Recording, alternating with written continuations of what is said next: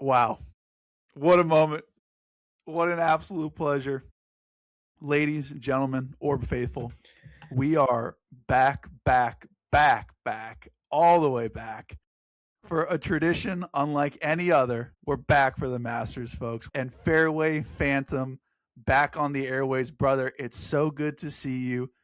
How's everything going? Tell us what you've been up to. Are you excited for the Masters? I'm buzzing right now, boys. This is what I'm talking about. Things are good. Golf is back, like real golf, like serious golf. Like we had the players. That's like that. That's that nice kind of warm up for the year.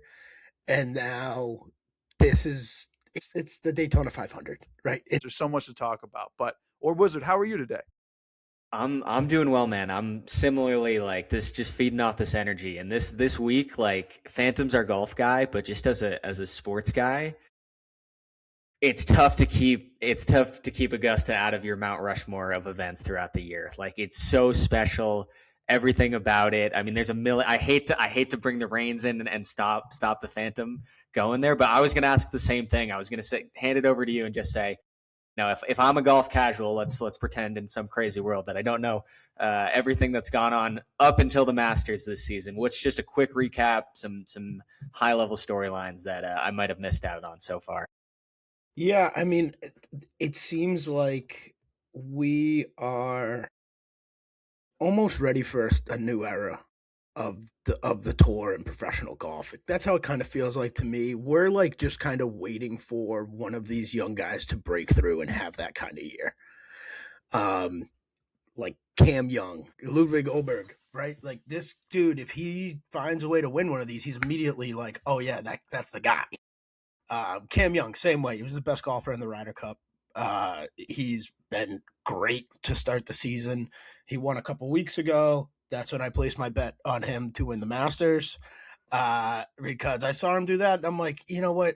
This dude's been hot for about a year now. He's been good, before that, but like next level, like can go out and win it every week type of talent.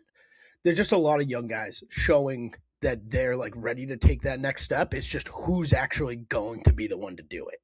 Is it going to be, is it going to be one of the old guard? So Scotty, Rory, Rahm, right? Is it going to be one of those guys, or is it going to be one of these new guys that is like, they're not new. They've been on tour for a couple of years, but they've kind of been boxed out by Rory and Scotty and just how well they've played.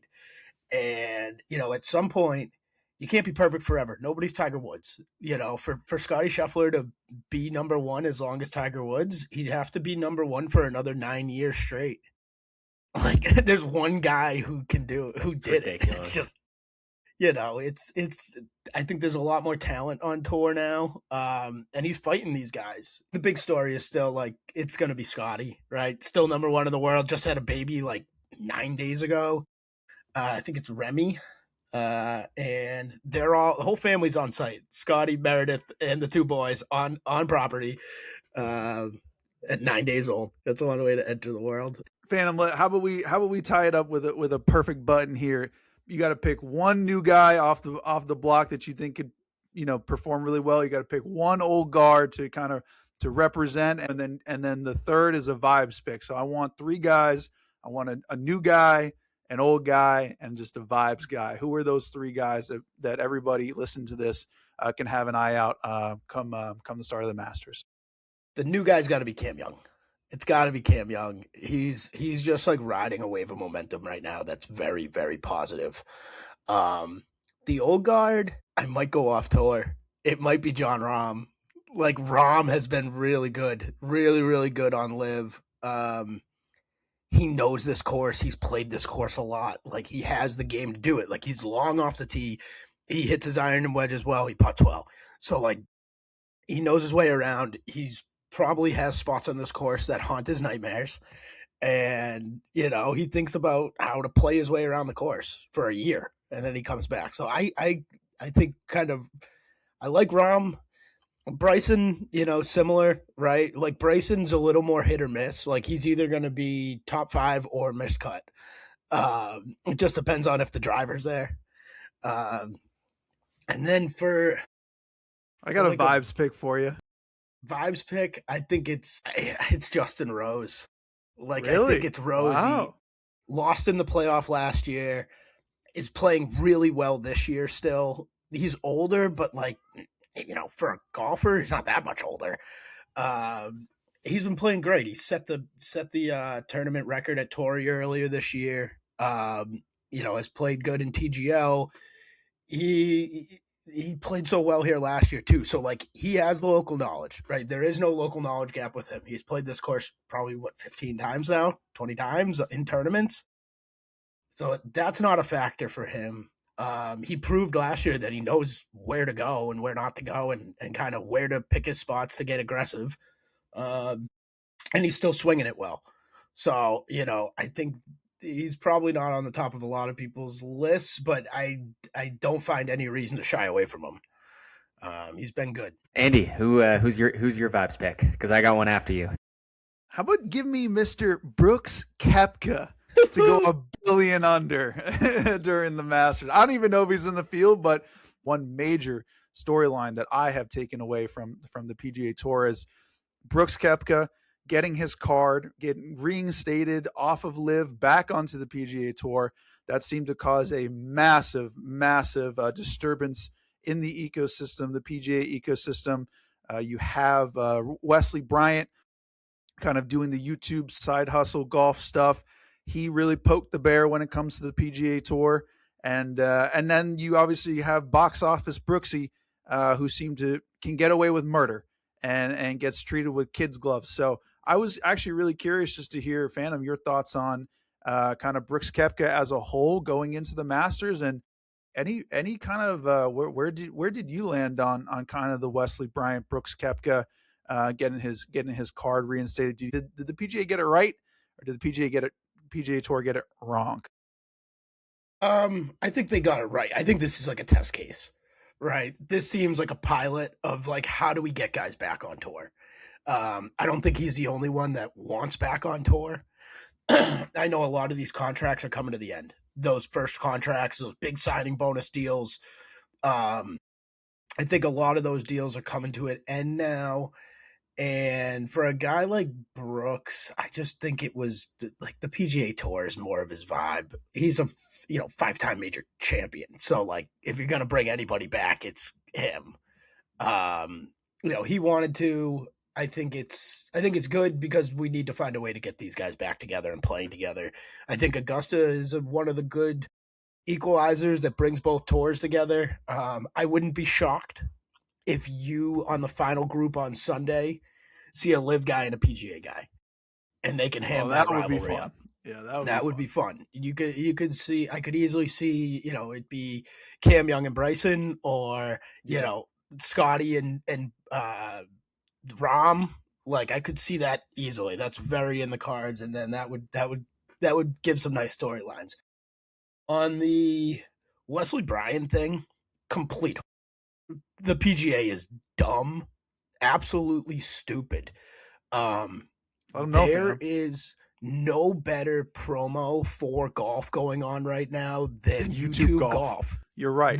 You're goddamn right, brother. You're absolutely It's jealousy. Right. Like, I honestly think it's jealousy, where they're like, we shouldn't help these guys. Like, they see it as competition, and like, you watch enough YouTube golf, you realize that's not really the scene. Like, if you watch the Internet Invitational, it was very funny to me because these guys are all like kind of buddies, and like, they like each other, they root for each other. They don't play a lot of like super highly competitive golf. It's like, yo, let's scramble and see if we can go 8 under. Like, they're out there having fun making content. Yeah, something that I think you hit like perfectly on the head there was we need to find a way to get these guys back, because there's no right way. Like, it is a mess. Like, the tour came down strong right away. Like, if you leave, that's it. Now they're making these exceptions. I believe it's if you've won a major, that's kind of like the first olive branch that they're extending. But like, my guess is it's in their best interest to get as many guys back, whether they've won on the tour or not. But I think I think the players, like you said, are now sitting there. The guys that went to LIV, they now have all this money, but are realizing, hey, I might actually want to be back on the tour. The tour is in this weird spot where we said we're going to be really strict on this, but we want you back. I can't imagine a situation legally, morally, whatever you want to take from it, like there's no right way to do it. I'm so glad. Shout out to everybody involved with having to make those decisions, because there's real money on the line. There's real legacy on the line. Like for people that care about this entire sport, you know, this is going to be a part of the history of it. And how can they, like, do you have that responsibility to fix this situation that you found yourself in? Not entirely your fault. I don't know that the PGA has helped themselves along the way. But I think that was a perfect way to phrase it. Just like, what's a way in your mind, what's like just a solution that you think helps get the PGA back to as strong as possible? Is it major winners? That seems like the easiest answer. Well, I think it comes down to, is Live going to continue to exist?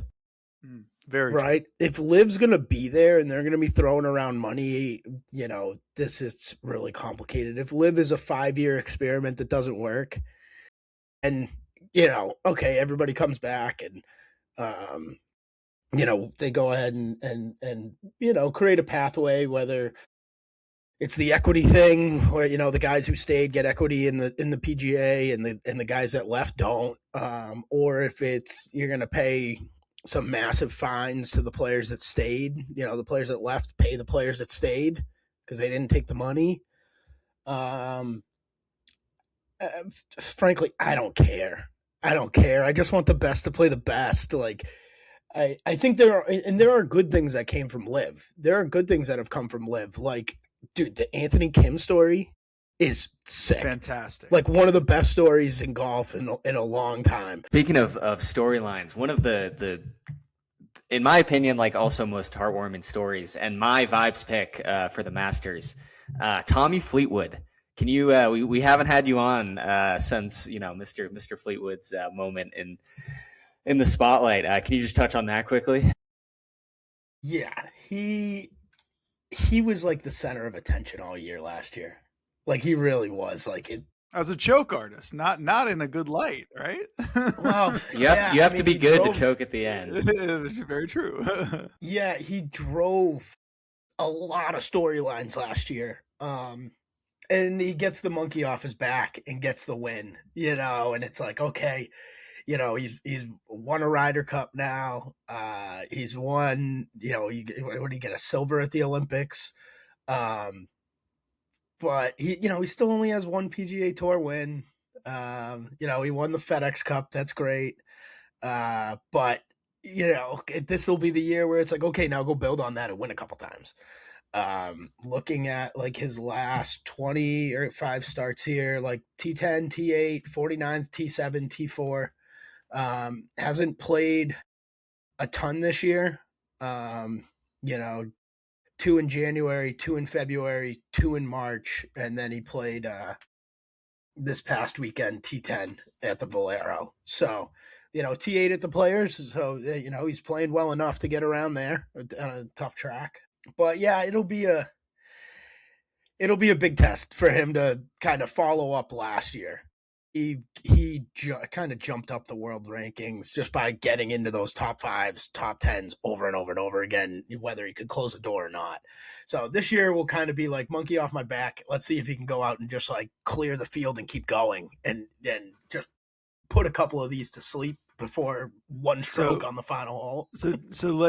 Just to be clear, the vibe picks for the 3 of us on the screen as it stands today is Mr. Rose for Teague. We have Tommy Fleetwood for Orb Wizard, and Andy Diamonds. I'm going with Brooks Koepka. Did I get that correct? Or are those the 3 that we are now all locked in financially? We will be betting on the Masters for the outright winner of these 3 gentlemen? No. Is there a side wager in here somewhere? Well, on that note, Andy, so I'm locking in Tommy. I'm gonna put on Brooksy. I'm in on Brooks. I'm gonna put a little slip down, but most importantly, last year the group chat was divided. You guys were on Bryson. I was on Rory.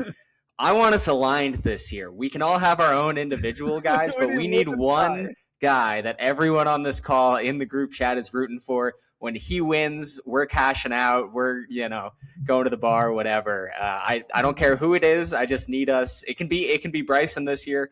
I don't care. I was strong on Rory last year. He got it done. Who's the guy that's gonna unite the three of us? I think Jon Rahm is a perfect party pick for the three of us. I think we should all be in on Rahm winning the Masters this year. That's fine. I'm good with Rahm plus 1100 right now. He's actually even plus 100 if I'm reading it right. Yeah, still plus 100 over on Novig, just to top 10. Even money for him to be in the top 10. Yeah. There's only one guy that's minus money, and that's Scotty. Everyone else is starting to get into those plus signs. I think my vibe pick is Bobby McIntyre. Bobby Mac. Gotta be. It's Bobby gotta be. Mac. He was T2 over the weekend, led going into the final round, fell off in the final round. He was T4 in the playoffs, or at the Players. The two before it, T24, T20. Going back to January, T4 in Hawaii. He's been in the top 10 more than not, going back to October of last year. All right, so we're gonna put a pin in this right here. We got Fairway Phantom is betting on Bobby Mack outright winner. Orb Wizard is taking Tommy Fleetwood outright winner, and Andy Diamonds is taking Brooks Koepka for an outright winner for the Masters 2026 Masters. On that, gentlemen, now is the time. Now is the time to get specific about the Masters. Phantom, yes, it is the same course, but what is new this year? What should we have our eyes on? What are some underlying storylines about Augusta, about this pack of of players, just the course in general? What are the key holes that people should really have their eye on? Where can you make it? Where can you break it? Talk to the people. Give us a full masterclass on Augusta. This feels as wide open as it's been in a while. Going in the last couple years, it's like Scotty's going to win. There's been like a handful of guys that felt like they could win. I feel like it's much more open this year for somebody to go out there and take it. Scotty hasn't really been perfect. He's got a 10-day-old baby. He's probably a little sleepy.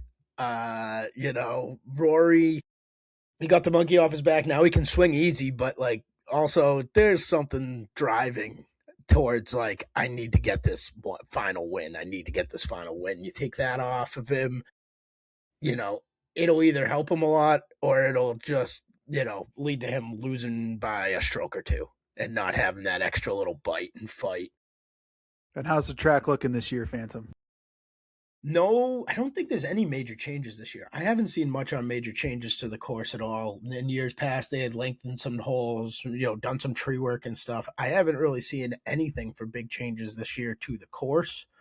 I think the greens will be fast. The fairways will be wide, but the ball will roll right off them.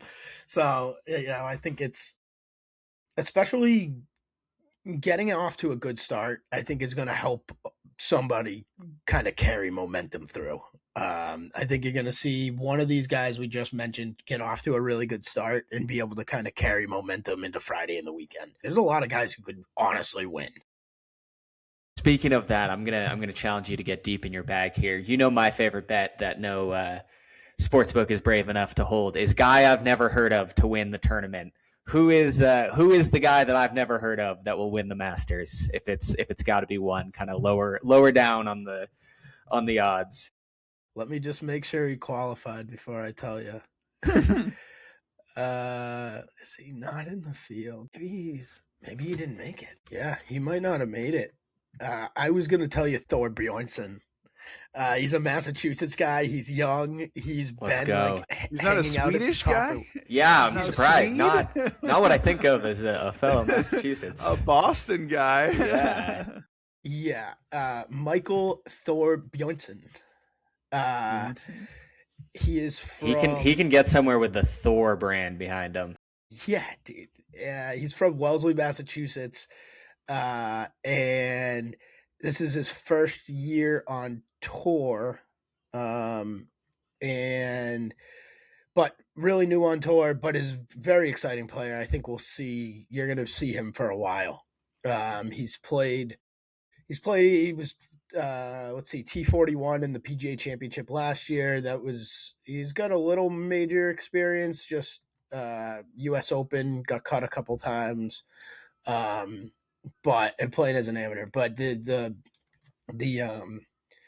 talent on this kid is like, we'll see where he tops out. He could be a really good player for a long time, but I'm finding out now he's not in the field for the Masters this year. No Tiger, no Phil. Both of them not in. Both of them not in for the first time in 30 years. That's what I mean by the old guard kind of pass and going to these young guys and having them be the focus. Tiger's not there for obvious reasons. A lot of body. We hope he gets all the help that he needs. That's Orb Analytics' official statement. Yeah, I hope he does too. I'll tell you, I just get a driver, bro. Get a driver. You have too much money to drive yourself around and get caught in hot water. And Phil hasn't. Phil, I don't think Phil was like a threat to win, anyways. And he'll be back. He'll be Freddie Couples. He'll be playing at 75. I was gonna say, is a Phil Mickelson? I mean, that's good for the theater, right? I mean, just to have him in the mix should bring eyeballs to the product. No. Yeah. He's super entertaining. He's the guy who's gonna say something that's like, whoa. But I think it's opening the door for these guys to kind of take that on. Take the tour, take the Masters, take the spotlight. And, Scotty's had the spotlight. I would put Scotty in this new generation, but, seeing the sunset on some of those guys, it sucks. I wish they were still playing. Like, Tiger to make the cut is like my favorite bet ever of the year. And now I don't get to make it. So I guess I'll save my $20. With that, ladies and gentlemen, thank you guys so much for tuning in for another episode. This is the Masters edition, a tradition unlike any other. Fairway Phantom, thank you for your time and your brilliance, Orb Wizard. As always, my compatriot, my compadre. My name is Andy Diamonds. Thank you guys for listening, and we will catch you guys in the next episode.